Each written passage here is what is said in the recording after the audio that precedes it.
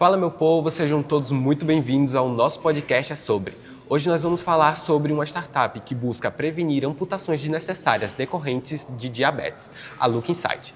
Eu sou Kevin Carvalho, estudante do curso de jornalismo. E eu sou Tiffany Araújo, também estudante do curso de jornalismo da Universidade de Tiradentes. E hoje vamos falar sobre essa empresa que atua aqui no Innovation Center da UNIT. E para nos acompanhar nesse bate-papo, nós convidamos um dos fundadores e CEO da empresa, Dr. Hermílio Carvalho. Seja muito bem-vindo, doutor. Muito obrigado, meu caro. Doutor, como surgiu a ideia da Look Inside e qual o diferencial que ela busca atingir? Perfeito. A ideia começou comigo, com meu sócio, o Ellison. A gente estava lá em 2022. Eu já tinha um ano que eu estava trabalhando junto com a indústria de tecnologia médica, estava dentro da graduação de medicina. E junto com meu sócio, a gente começou a ver que tinham várias oportunidades de resolver diversos problemas na área de saúde e aproveitando muito tecnologias de inteligência artificial. Eu trazendo a parte da experiência na saúde e ele construindo a tecnologia, com o mestrado dele de visão computacional e inteligência artificial, a gente começou a ver que soluções a gente conseguia construir. E logo de cara a gente deu com o problema do pé diabético. Inclusive, nossa clinical advisor, a doutora Carla Rezende, foi minha professora na graduação e já é especialista em pé diabético, um grande nome desse problema no Brasil. Daí a gente começou a construir soluções que resolvessem esse problema. Então, sempre foi uma coisa muito baseada no problema primeiro, e daí a gente começou também a expandir para outros problemas na área da saúde. E falando muito da tecnologia, eu queria que o senhor falasse pra gente como a tecnologia da Lookside chegou, nesse nível, essa grandiosidade. Com muita aventura. E acho que assim, todo mundo olha quando o produto fica bonito, todo mundo acha que nasce assim. Só que é um patinho feio, né? Começa daquele jeito que você nem reconhece quando estava no começo. E também tem iterações, o que a gente chama no meio de startup de pivotar. Pivotar nada mais é do que você está indo numa direção e você trocar para outra. Então, a princípio, quando a gente olhou para o problema do pé diabético, a gente estava contando com soluções tecnicamente diferentes. A gente olhava muito, por exemplo, com câmeras termográficas adaptáveis ao smartphone, que a gente usava para analisar o pé. Isso por diversos motivos de tecnologia mesmo, disponibilidade da câmera termográfica, o seu custo, mostrou que não era adaptável à realidade do Brasil e de qualquer lugar do mundo para prevenção.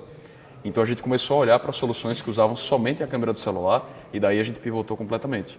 E hoje, a gente como a fabricante de software registrado na Anvisa, a gente trabalha especificamente para casos de visão computacional que usam a tecnologia do celular. Então, o caminho da solução foi essa. Começou por um lado, mudou tecnicamente e depois mudou completamente a visão. Perfeito. Bom, puxando para a sua experiência de criar uma startup aqui no estado de Sergipe, qual você diria que é a maior dificuldade, o maior desafio que existe para a criação de uma empresa aqui? Eu acho que aqui em Sergipe e no Brasil como um todo, a gente vê vários desafios de fazer tecnologia, no geral. Então, assim, você construir uma startup é você, como falam muitos livros muito bons, é você decolar um foguete ao mesmo tempo que você constrói o foguete. É você pular de um avião, é você pular do alto de um avião e você tentar construir um paraquedas ao mesmo tempo que você está caindo. Então, ao mesmo tempo que você tenta construir novos negócios, você também está construindo o seu produto e uma coisa é ao mesmo tempo da outra. E isso é um caos muito grande, especialmente quando você está mais no começo. Eu acho que o grande desafio aqui em Sergipe e no Brasil são os desafios que são encontrados por startup rotineiramente. Primeiro, encontrar recursos. Então, nisso, o Tiradentes Innovation Center e o Sebrae foram uma grande força para a gente, que ajudaram a gente a encontrar esse caminho de financiamento logo no começo. Daí em diante também, construir um produto que as pessoas realmente queiram. E aí existem vários atores na saúde e fora, que ajudam você a trabalhar boas metodologias para garantir que você está construindo um produto que faz sentido. E aí eu diria também que é você não desistir. Isso aí é bom ter uma boa estabilidade emocional para aguentar os trancos e barrancos que vem com ter uma empresa em qualquer lugar do planeta também. Com certeza. Perfeito. O senhor falou sobre a questão do Innovation Center, né, que deu essa ajuda. Então, esse estabelecimento não, mas enfim, essa parte que tem aqui na universidade, como de fato ajudou nessa criação da Lookside? Claro. O Innovation Center ele tem um bom track record de ecossistema de inovação. Então, a gente, aqui no Innovation, eu falo a gente porque o ecossistema, a gente se realmente constrói bem essa comunidade, mas foi premiado como o segundo melhor no Brasil inteiro e competindo com ecossistemas grotescamente gigantes, como o segundo melhor do Brasil inteiro como ecossistema de inovação. Então, assim, a gente, acho que em primeiro lugar ficou a Tecnopuc, que tem 40 anos de idade, e em segundo lugar, o Tiradentes Innovation Center. Isso porque foi bem trabalhado desde o começo, pelo menos, a estrutura de inovação. Eu estava aqui na fundação do Innovation e quando eu bati o olho aqui nesse espaço, a primeira coisa que eu pensei, cara, um dia eu quero estar aí, um dia eu quero ter uma empresa trabalhando nesse ambiente. Então a gente começa com a salinha pequena, então assim, começa com a ilha, um cantinho de mesa, e daqui a pouco a gente já está na sala um pouco maior. E assim, o Innovation está desde o começo da Luxide. Então a gente começou em 2022, em 2023 a gente já estava trabalhando por aqui, e desde então ele vem acompanhando o nosso crescimento e sendo muito bom para o nosso progresso. E como está o escopo da equipe de vocês? Quantos colaboradores vocês possuem atualmente? Começou com eu e meu sócio, eu terminando a faculdade de medicina e construindo a startup ao mesmo tempo, e meu sócio terminando o mestrado e construindo a startup ao mesmo tempo. Então, assim, os dois em meio período, né? E Sim. Hoje a gente já tem 6 colaboradores em tempo integral e 12 na equipe total. Então, assim, a gente já está em 12 colaboradores, uma salinha um pouco maior e crescendo nesse sentido. Ou seja, houve muito progresso, né, nesse processo. E, bom, em questão de resultados, como você descreveria os resultados que vocês obtiveram nesse percurso na questão da amputação? Perfeito. Hoje a gente já trabalha, então o produto ele virou todo um ecossistema para avaliação do pé diabético. A gente faz uma avaliação que a gente chama de triagem automatizada de risco em 60 segundos usando uma câmera do celular. E um dos nossos clientes, por exemplo, é já um plano de saúde com 100 mil vidas dentro de sua carteira. E a gente já trabalha todo esse público para fazer a avaliação de risco dos seus pacientes diabéticos. A gente também já está começando a trabalhar com entes públicos e só aqui na cidade de Aracaju, por exemplo, a gente já tem 34 mil pacientes diabéticos. A gente começa a também contabilizar o tanto de amputações preveníveis e a gente estima que a cada 100 pacientes diabéticos cobertos, a gente já consegue prevenir uma amputação em 5 anos, que são os dados que a gente tem da Sociedade Brasileira de Diabetes. Perfeito. Agora vamos dar uma pausa rapidinho, né, Kevin? Para falar sobre os nossos podcasts. Estão disponíveis tanto no Spotify quanto no YouTube. É só ir na abinha de pesquisa e colocar lá Interações Sonoras, onde vocês acessam o É Sobre e o Papo Acadêmico. Agora, voltando, eu queria que o senhor respondesse um pouquinho sobre como a Luxide pode, de fato, tornar esse acesso mais acessível, digamos assim. Claro. Bem, a gente fala muito de que não adianta você fazer o melhor produto que ninguém consegue usar. Então, já vem desde cara, quando a gente saiu de tecnologias de hardware mais complexo para uma coisa simples que fosse usável pelo próprio celular. Hoje, a avaliação que a gente faz, a gente licencia para uma instituição e ela consegue enviar para os seus beneficiários pelo WhatsApp. Então, você consegue fazer ela de casa, tirando uma foto do seu pé e fazendo essa avaliação de risco. E eu acredito que isso, como eu estava até conversando com o pessoal da Secretaria de Saúde aqui de Aracaju, é uma oportunidade de acesso, como a gente gosta de falar. A gente tira essa foto do pé e um paciente diabético que às vezes não está fazendo nada pela própria saúde, poxa, já fiz um exame, vou fazer o outro também. Eu já fiz essa avaliação, faço uma consulta. Então a gente fala de portas de acesso para as linhas de cuidado.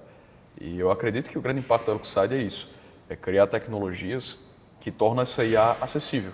Então a gente sai daquela IA meio lá longe e aquela IA que não é confiável, como às vezes é de um chat GPT ou de uma coisa, e passa para uma coisa tecnicamente validada e que está na mão do paciente diabético.